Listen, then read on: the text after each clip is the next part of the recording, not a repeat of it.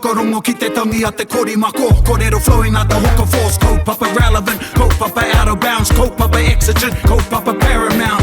Nā kona whakapiri mai ki te kaupapa tino whakahira hira whakarongo pi kari kari mai. Hare hare mai, o Taringa hare hare mai. We gotta gather up close everybody.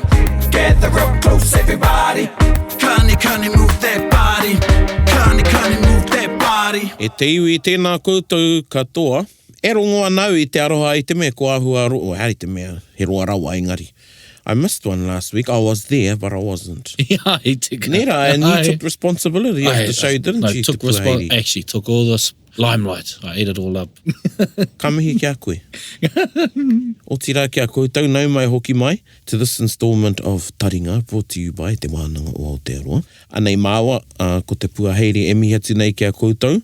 And before we get into things, actually, I just want to do a bit of a shout out to everybody that took up Mahuru Māori this year. Ai, tēnā koutou. There were more than 3,000 of us that done Mahuru Māori. So yeah, back speaking English in Taringa. Engari, ko tētahi kōrero kia māua, kia whakahaeretia ētahi o ngā hōtaka nei I roto I te reo Māori. Ai. This has always been a bilingual show and aimed at the speakers that don't have a command of the reo. But we've seen through our listeners that are listening, we've got a lot of te reo speakers that do listen, because we don't just cover te reo, we cover tikanga, and I guess people just find us interesting. Kia ora. Nera. Ai. But there has been a request that we do more of the shows completely in te reo, so we will be doing that. And you might have heard we done one which was sort of like bordering between, I think it was after Mahuru Māori, and I only speak in te reo. Te hoki whakamuri. Yeah. Te hoki whakamuri, tika. So we'll be doing more of that, but yeah, e mihi ana kia koutou katoa, I piki mai ki runga I te waka o Mahuru Māori I tēnei tau. Nō reira tēnā koutou. So before we get into Once Upon a Taima, ka huri ki tā tātou kiwaha. Nō reira e hoa, kei ako e tā tātou kiwaha I te rānei, hea te kiwaha? Ko tā tātou kiwaha I te rānei, e koe. E koe. Ka pai. And tana whakamārama, hea te e koe. E koe. Ko tētahi atu e hāngai ana, ko te enge. So things where the instances, like as if serves you right. Yeah. Good job. E koe. You know, we used to say when we were kids, good job, bee stung your ass. Bee stung your ass. It's me and my cousins. There's one of my cousins that actually got stung, I think. Yeah. Oia no. Enge, we grew up with enge. And I've come to learn e koe. Yeah, I never heard enge until I came to these regions. Yeah, yes. So, And then you felt really lucky. Yeah, and I was like, enge. Yeah, it's interesting that because, and again, you know, this is a little bit of a side thing with mita or te rangi o te kupu. Yeah, enge isn't something that you hear everywhere. No, it's not, yeah. Yeah, but it's something quite common in our whānau. Yep. And, well, hapu. And I guess I grew up with it thinking that everybody knew what it was. Inge, because something my mother always said to us, you know. Inge. We're more around anna. Yeah, anna, that's the other one. Anna tōkai. Yeah, Aye. So they mean the same thing. Yep. Anna tōkai kaitoa. Aye. Is the other one for serves you right, good job. And inge and our kiwaha tarei, e koe. E koe. And you can't just say e koe. Aye. Ne. And you can put it like into anna, e koe. Yeah. Mix it up. Yeah. Kaitoa. Aye. E koe, kaitoa. Ka pai tēnā. Yeah. So koe nā tātou, e koe. Oh, you slept in. Oh, I slept in. E koe, didn't set your alarm. Yeah, e koe, missed breakfast. E koe, up all night. So koe rai e tai whakamahinga o te kiwaha, e koe. And we're going to launch into our kaupapa kōrero I tēnei rā. Well, ko te kaupapa, ko te wanapana taima. It's that time again. And, you know, it's a bit of a mission doing these. Just so you all know, either myself or te puaheiri, and Mokena has had a go too at writing some of the Once Upon a Taima, we've got to write the story in a way where it's a script, but it contains the relevant information that you should know. Aye. And we do take a bit of creative license in doing so. And also in our research, you'll know there's a lot of kōrero I roto I te ao Māori where there are some differences and there are some omissions and there are some admissions. Aye. Yeah, so we do our best to include a lot of kōrero, even though it's the same kōrero, but differing kōrero in that one kōrero. Tika. As well as maintaining the main theme that we set out for, eh? Yeah, and to keep it light, but at the same time not dumb it down. Aye, tika. And then tō mātou mātanga rāweke oro I konei, then he puts it all together, he edits it and of course puts in the sound effects. And then there's times when there's more than, well, most of the time there's more than 3 people in the story. Aye. So we've got to find voices. Yeah. And it's pretty much whoever's in the building at the time. Whoever walks past. Yeah. We're multi-talented here at Te Wānanga Aotearoa. And they get pulled in and they might have to do 1 or 2 voices or, 1 or 2 lines or sometimes the whole thing. So, yeah, just, giving you a bit of a behind the scenes. Yeah, and we lose a year of age each time we write one. Nō reire, te iwi whakarongo mai, anei, ki te kōrero nei, Once Upon a Taima. Gather up close, everybody.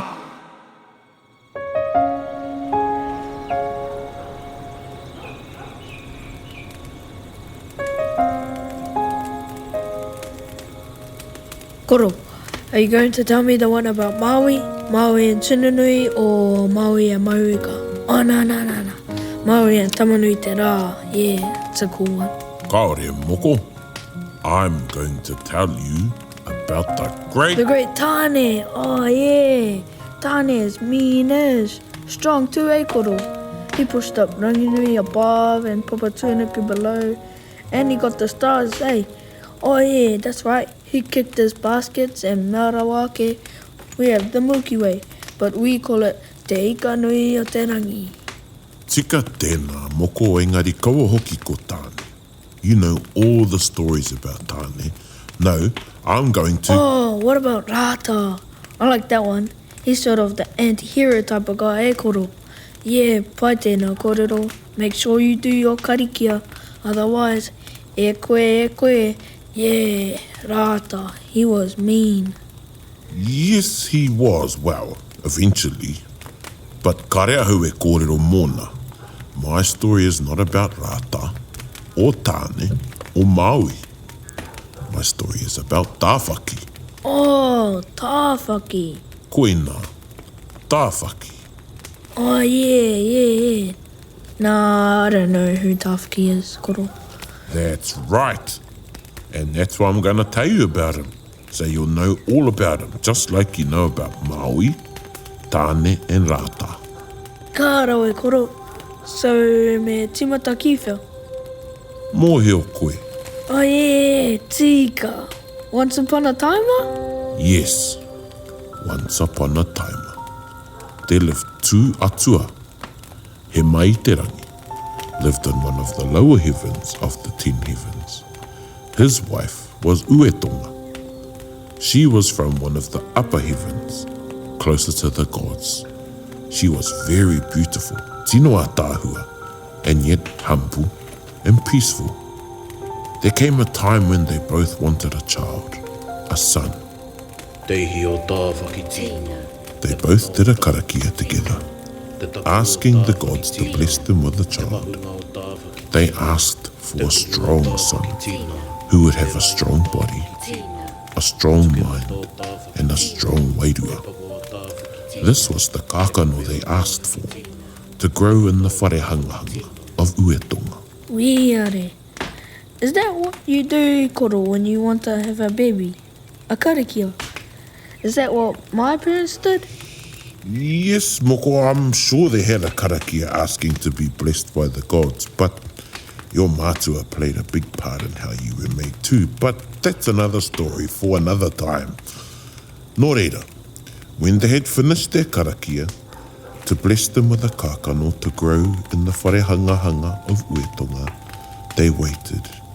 And sure enough, they were blessed. The kākano was in the wharehangahanga of Uetonga, where it grew, taking form, and gradually getting bigger, it grew within her. He seed tērā, ne, Koro? Ai, koe nā te kākano. He seed. So seeds grow into plants or trees? Ai, engari anō tēnei he tangata. This kākano would grow to be a person.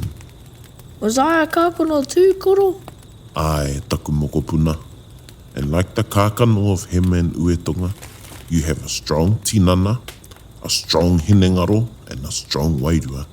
And sometimes you have very strong patero.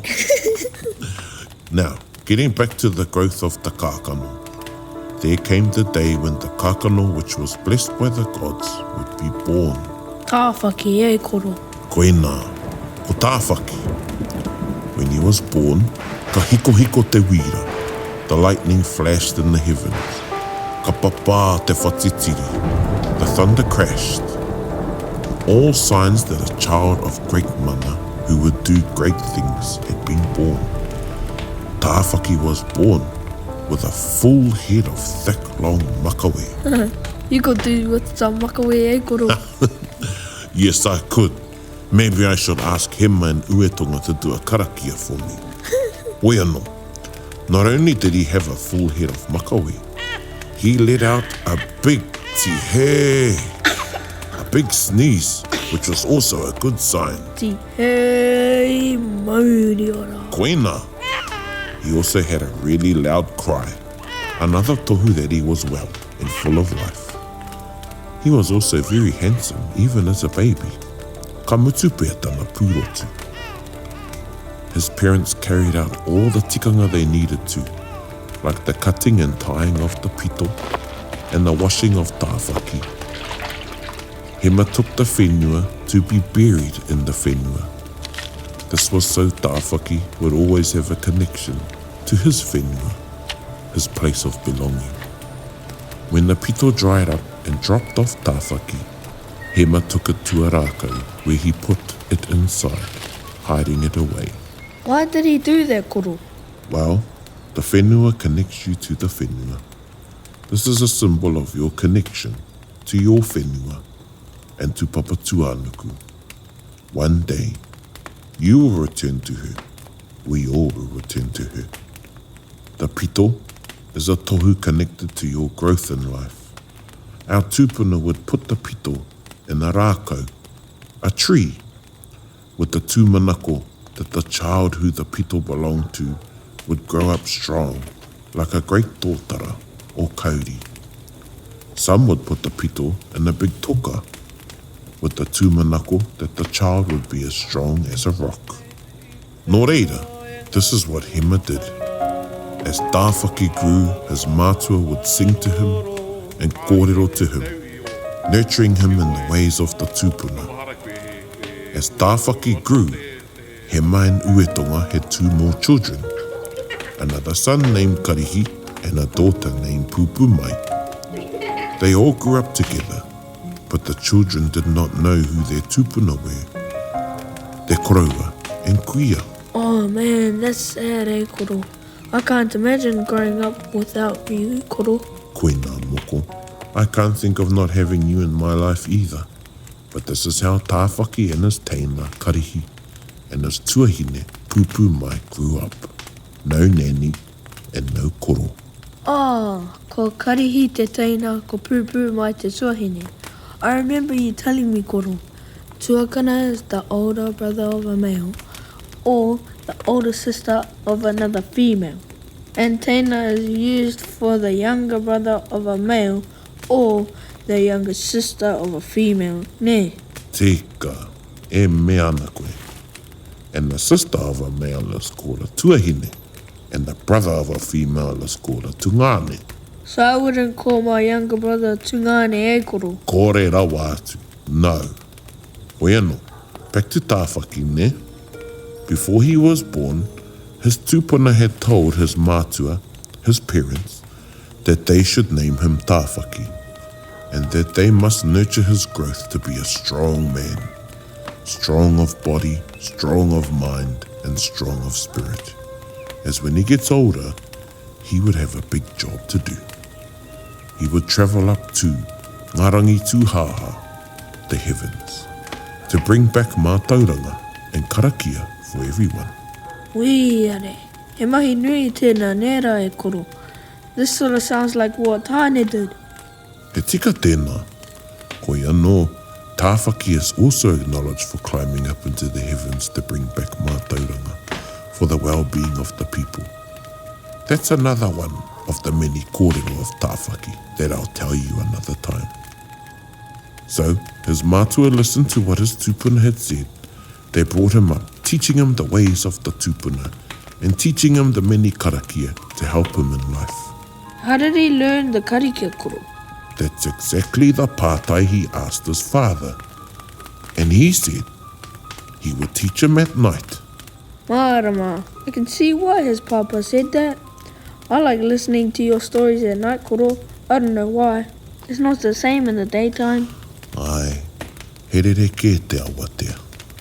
Your kuia and koroua would talk long into the night when I was your age. I would hear them talking and doing their mōteatea or karakia. Unuhia, unuhia. This is how Tāwhaki was taught Unuhia at te uru night. tapu nui a tāne. Unuhia te uru tapu nui a tāne. His father, Hema, would recite the karakia one line at a time, Te tinana. repeating it, Tinana. then get Tāwhaki to say the karakia back. Oh, no apps, no YouTube, no videos, no recordings. Hey, koro. Koe nā hoki. No paper, no pens. None of that was even invented anyway. Engari, te tiro, whakarongo, kōrero. Watch, listen, and speak. This was how our tupuna learned and taught. Ka mau te wehi.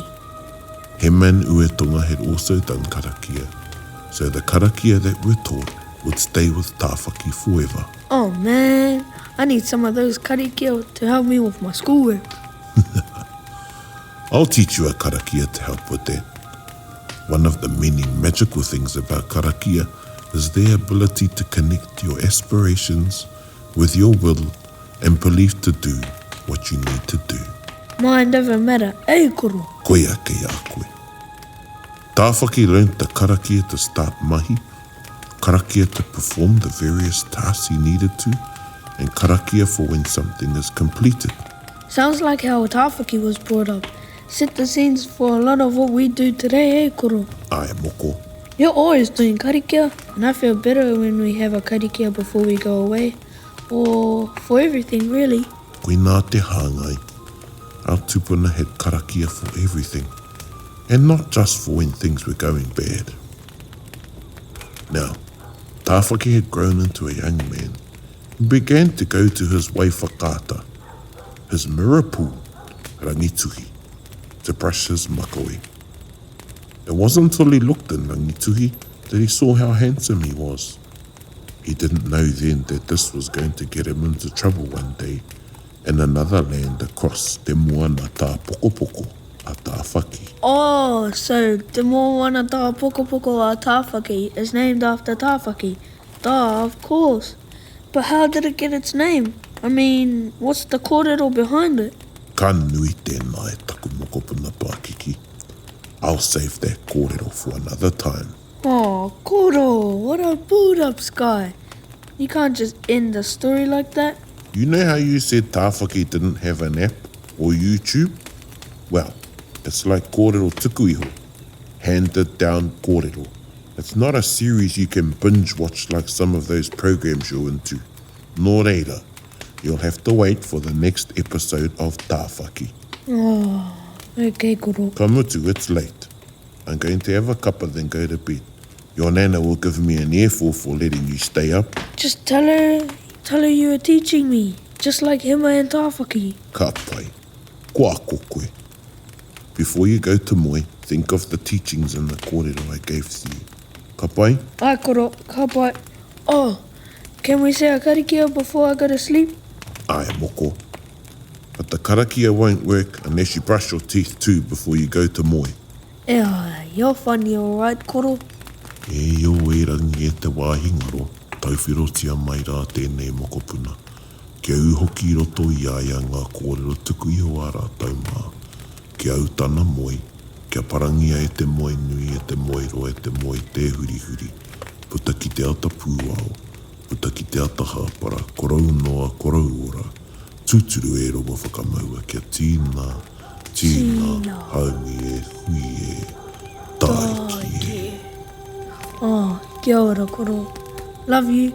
Oh, and I was thinking, while you're doing a karakia for me, Hea hana, that you need to do a karakia on Nan's ears so she can't hear you snoring. pai kare.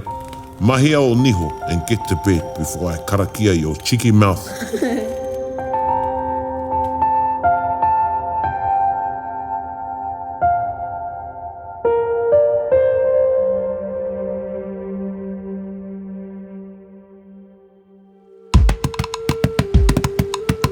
Ooh, Tāwhaki. Tāwhaki. Man, one of the most not, what's the word? How te kupu mo? E koe, don't know the word. The most underrated, not underrated, but the not really known much of in mainstream, you know, because, you know, he's not one of the tutu kōrero, not of the pantheon of gods that's well known of, but he is such a character. I think a lot of, and this is my own theory, I think a lot of mātauranga Māori we colonised ourselves with the known kōrero now of tāne. Kia ora. You know, even, you know, I think we've spoken about, you know, in Ngaitahu, you know, their tradition, it's not rangi and papa, it's papa and tangaroa. Ai, kia ora. But we sway to one sort of kōrero, or we accept that this is the kōrero of te ao Māori. Ai. Yeah, so, and that's not taking anything away from the kōrero of tāne as well. You know, myself and Rangi, you know, we like to have a bit of a dig at one another about Tāwhaki and tāne. Tō atua. Tāwhaki tāne.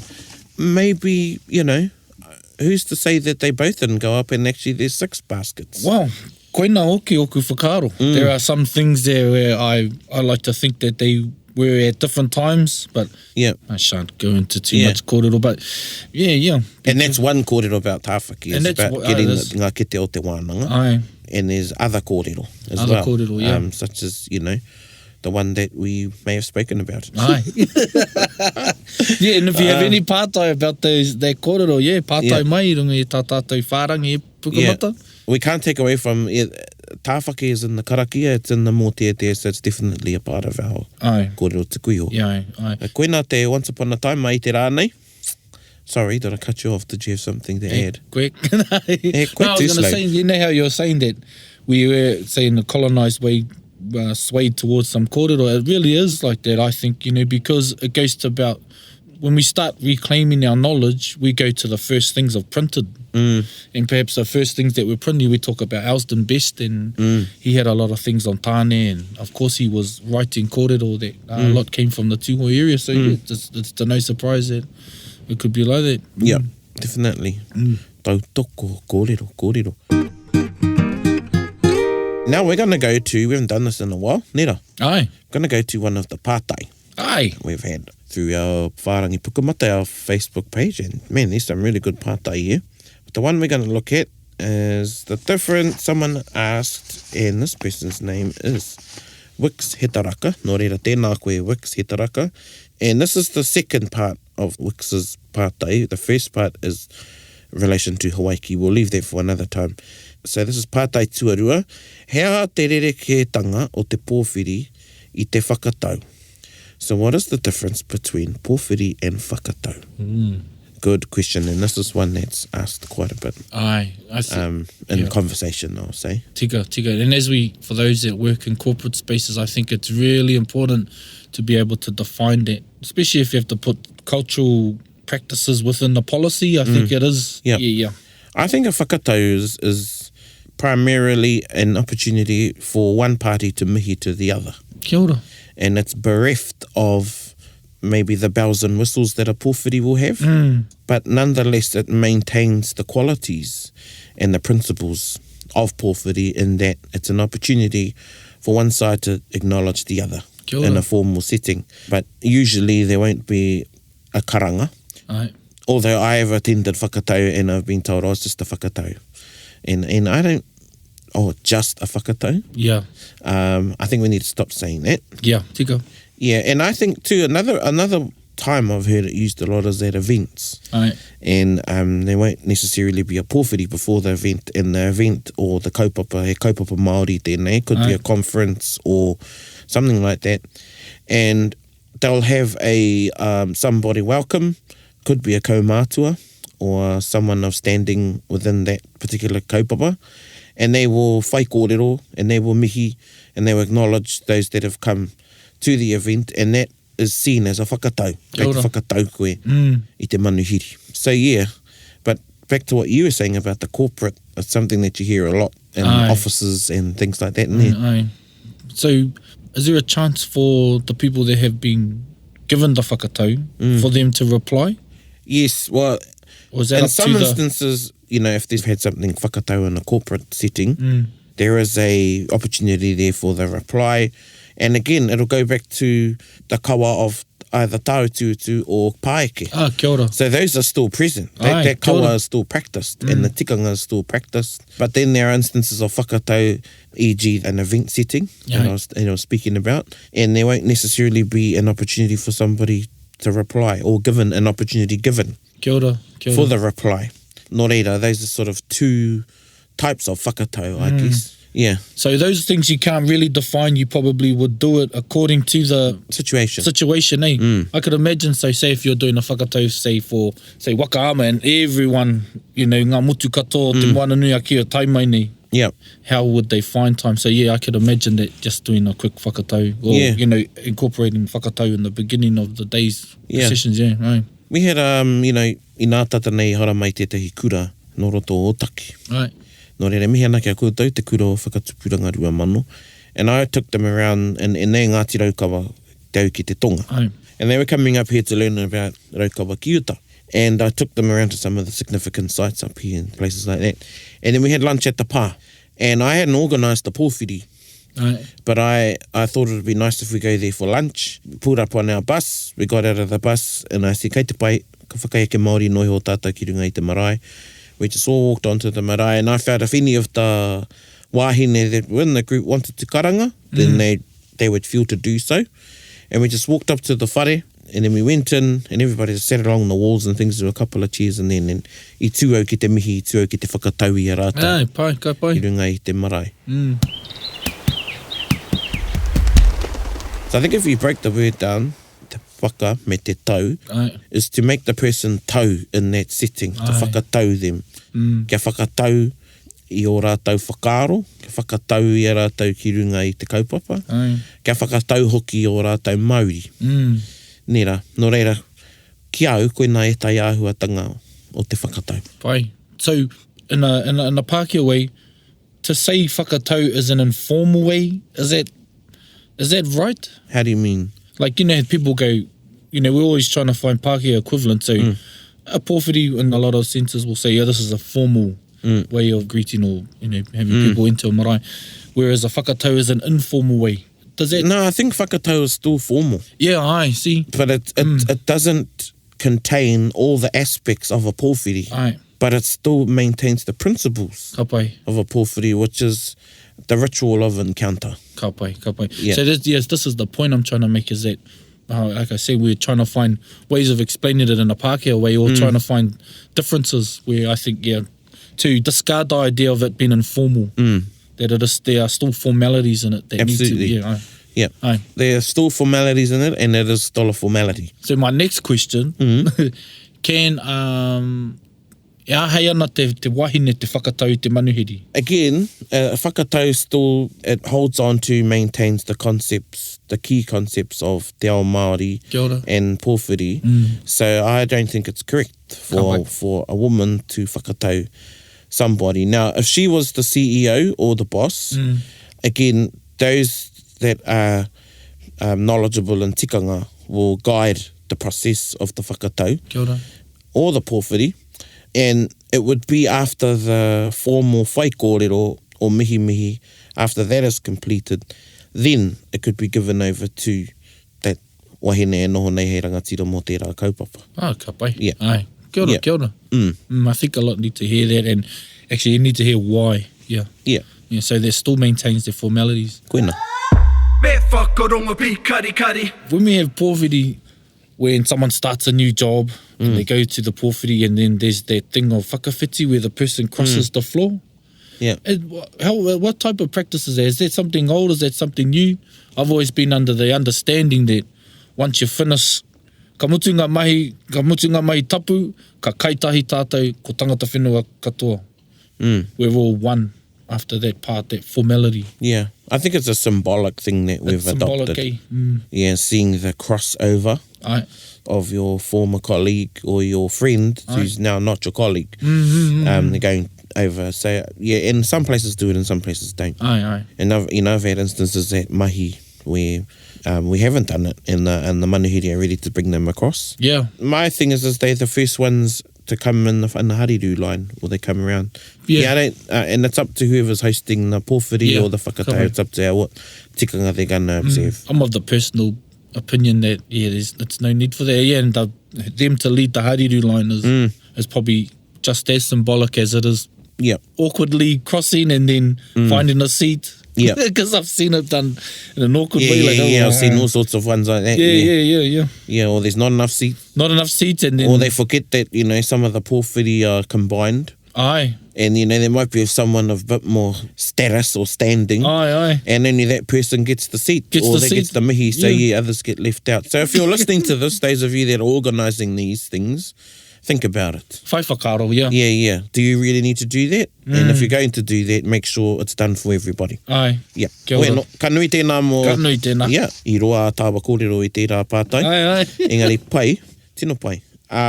So koina te pātai o tērā, so ka mihi kia koe Wix he taraka, and we might have a look at your first part of the pātai another time regarding Hawaii.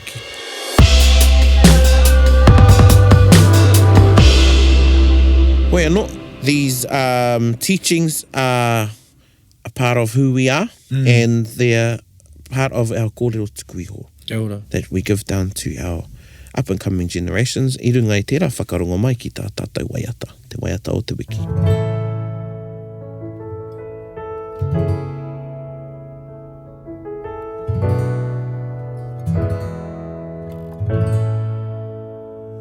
Kia rangatira te tū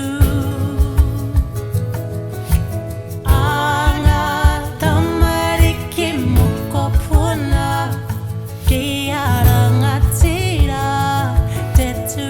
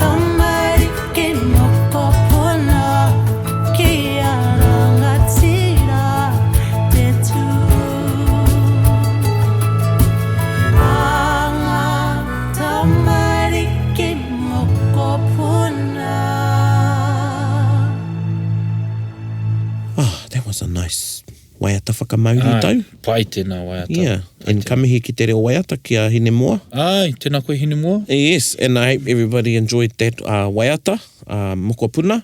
Nice, kupu ngāwari in there, you can learn that song, and it's a good one, I know, he pai ki tō tamahi nene. Ai, tēnā waiata. Ai, tika. Yeah, so there you go, and that was our episode for the week. Tā tātou kiwaha, e koe. E koe. Te kōrero, tētai ho ngā kōrero o Tāwhaki, and our question about pōwhiri and whakatau.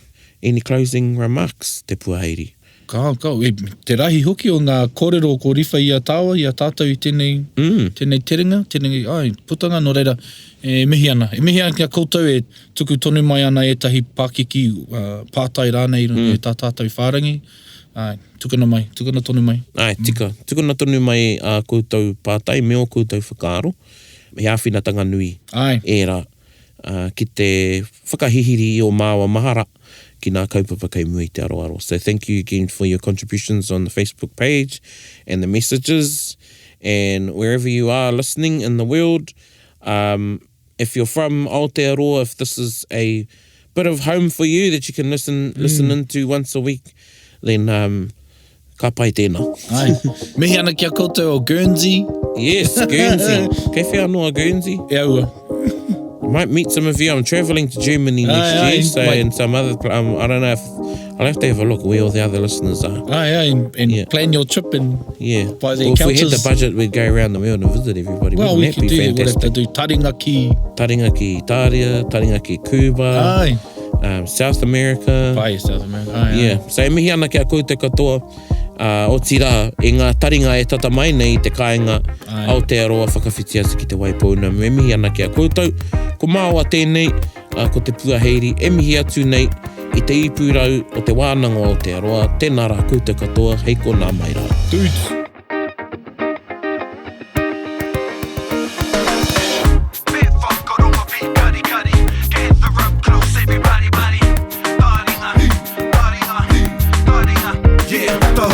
Yo, whakarongo ki te tangi a te kori mako, kōrero flowing out the hook of force, kaupapa relevant, kaupapa out of bounds, kaupapa exigent, kaupapa paramount.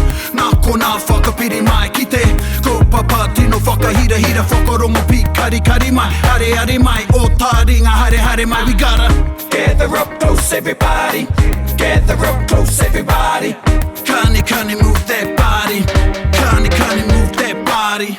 Taringa. He mea tuku nā te wānanga o Aotearoa. To listen to more episodes, search for us on your podcast app and subscribe. Taringa, whakarongo mai.